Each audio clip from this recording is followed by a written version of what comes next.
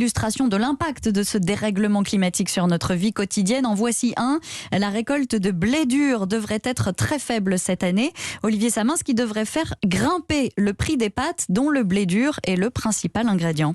Oui, vous prenez une très forte vague de chaleur le mois dernier au Canada, vous y ajoutez une pluviométrie anormalement élevée à la même période en Europe et vous avez un effondrement de la production mondiale de blé dur, sachant que le Canada et l'Europe sont deux régions majeures à l'échelle de la planète pour la production de cette denrée.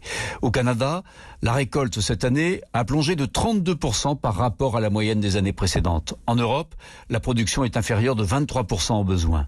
En quelques semaines, cette pénurie a fait bondir les cours mondiaux du blé dur de 30%.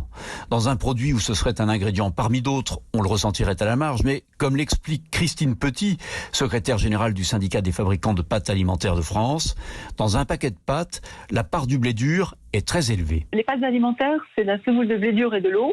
Donc on voit bien qu'on est dans un produit où la part de la matière première est très importante et elle est de plus de 50%. Et quand les prix sont extrêmement en surchauffe, comme c'est le cas actuellement, eh bien on voit bien que ça pose un problème.